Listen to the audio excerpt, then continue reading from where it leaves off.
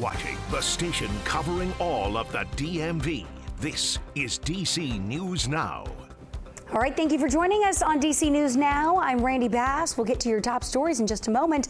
First, we get over to meteorologist Jackie Layer with a quick check on your forecast. Jackie, good morning. Good morning, Randy. Out there, we're starting off mainly cloudy, and eventually we'll see some sunshine before a chance for a spot afternoon thunderstorms. Just be on the lookout for that. But it's been a rainy month overall. We saw a lot of that soaking rainfall yesterday, so thankfully we are drying things out at this point, though. So far this month, at least 6.5 inches of rainfall in the district. And that's over 3 inches above normal for this time of the year. Year to date, though, we've seen at least 17 inches of rain, and that's nearly 1.25 inches above normal for this time of the year. Planning out the rest of your day today, though, we'll see some sunshine later on this afternoon. Depending on how much sun we see, we could see those temperatures approaching right around 80. Otherwise, most of the area holding into those 70s, but we could see that spot afternoon thunderstorm right around that evening commute time frame. Here's a view of Futurecast showing that. Not everyone's going to be seeing that, though. However, as we get towards tomorrow afternoon and evening, a lot more widespread rain and also the possibility of some stronger storms. So I'll go over that and a look at the rest of that 7-day forecast in just a few minutes.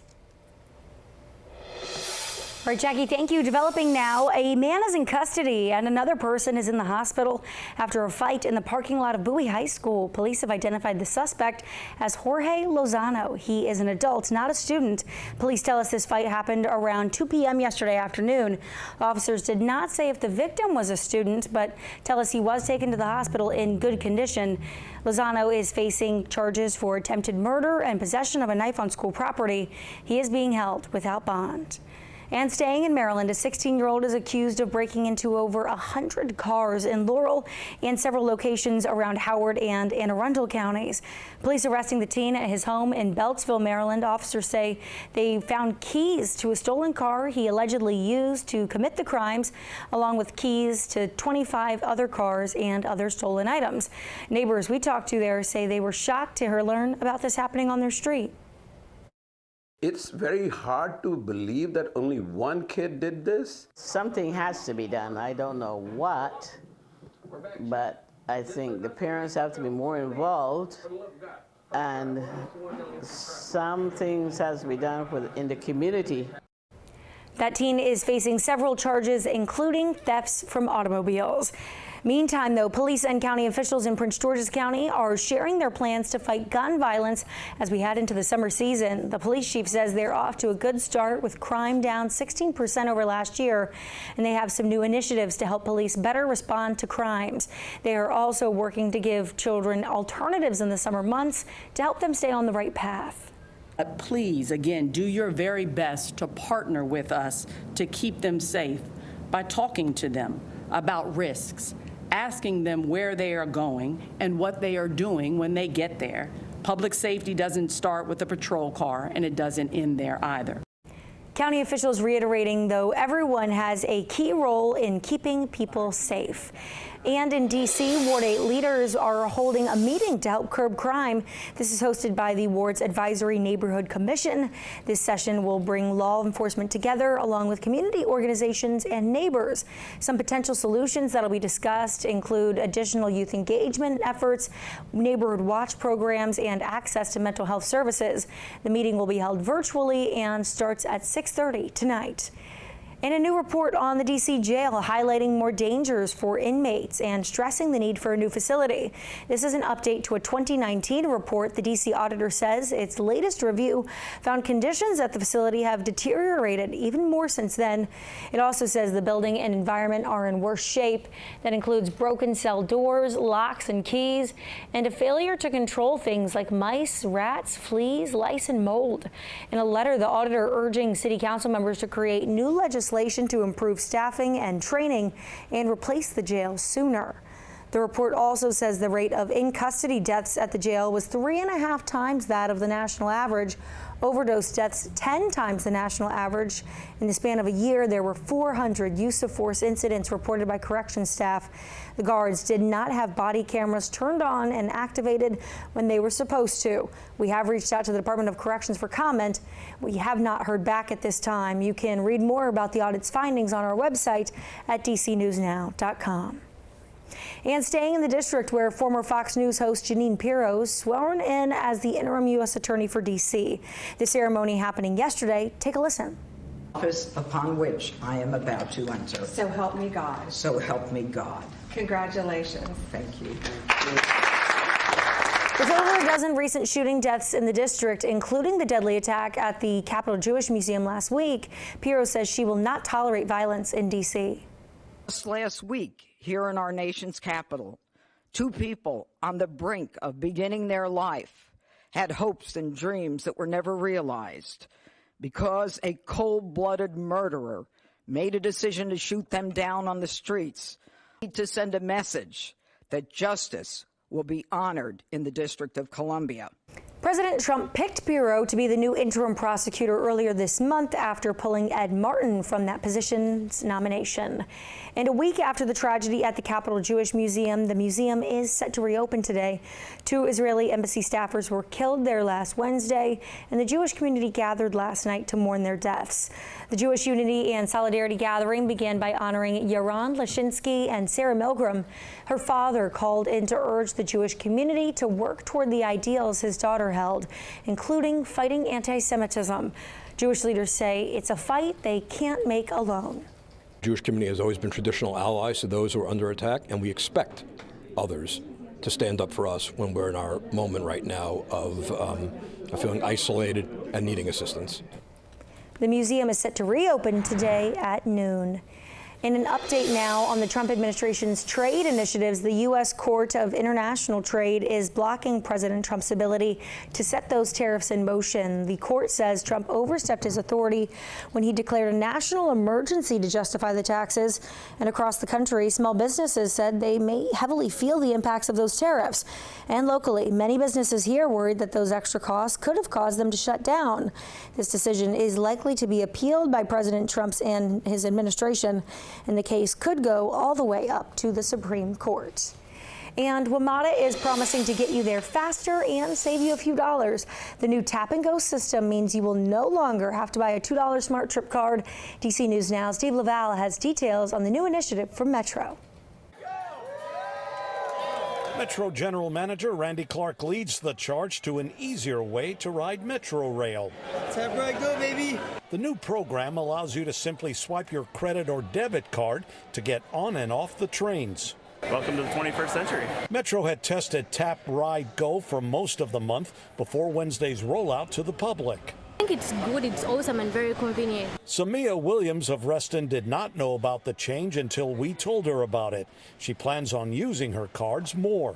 When you go to the restaurants, you're always swiping our cards. I love swiping my credit card or debit card. It's always close to me. Plus, it dramatically reduces time spent on machines, adding time to your Smart Trip card, and don't know how they work. We are customer-centric at Metro, and I want people to really see that we're customer-centric. We want people to ride. It's the community system. They need to get out and use this amazing asset, and we're really proud to create another way for people to easily use the system. I think it's fantastic. It makes it super easy to get through to get where you want to go. You can still use the Smart Trip card or the Metro apps on your phone, providing there's enough money on them. There's now an easier way to ride Metro, as this woman learned thanks to us. Thank you. Clark says you should be able to use your debit or credit card on Metro Bus by the end of the year. At the Dulles International Airport Metro Station, Dave Laval, DC News Now. All right, Dave, thank you. We check back in with meteorologist Jackie Layer as you head out the door this morning. Hey, Jackie. Yeah, hey there. We're talking about all that soaking rainfall we had over the last 24 hours. DCA registered at least an inch of rainfall through the course of the day yesterday. We did have a little bit of that rainfall the day before that, but overall, over the 28 days of the month so far, 13 of those days registered some rainfall. And at least with all this rainfall that we've been dealing with, the latest drought monitor showing us that now DC just abnormally dry. So we continue to see improvement, and also just moderate drought just off towards the north of DC and then also across parts of southern Maryland. But overall, all this rain certainly making for better conditions out there and alleviating some of that drought across much of our area. However, as we look towards June, it's looking below average in terms of that precipitation. So at least this month we did make some improvement. Otherwise, above average precipitation is expected back out towards the west. Futurecast shows us that today, most of the day and much of the area should be remaining dry. However,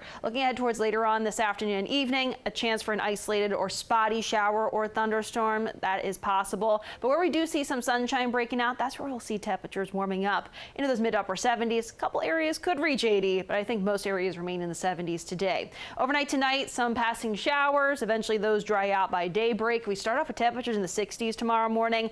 And then as we get ahead towards your Friday afternoon, at least by noon, temperatures will be back in those 70s to right around 80. And then we're watching as a next round of rain and thunderstorm activity slides in for Friday afternoon and evening. Some of these could be on the strong to severe side. The main threat will be gusty winds, heavy downpours. Can't rule out that chance for some hail too. That is possible with any of these stronger thunderstorms. That'll be something to watch out for later on tomorrow evening. Then later on tomorrow night, still some shower and thunderstorm clusters around, so still be on the lookout for that later on Friday night. And we still have some rain and thunderstorm chances even into Saturday as the system exits. So tomorrow, marginal risk across our area farther south. If you do have travel plans down towards Richmond, they have that slight risk. That's 2 out of 5 on that severe scale. Saturday, marginal risk for much of the eastern half of the area, so still it's on the low end of things, but not zero. Here's that low pressure system sliding its way across our area Friday. That lifts off towards our north and east into Saturday morning, followed by that frontal boundary sliding in from the north and west behind that system. So we're still going to be tracking some active weather out there Saturday. That dries out, and for the first day of June, that's Sunday,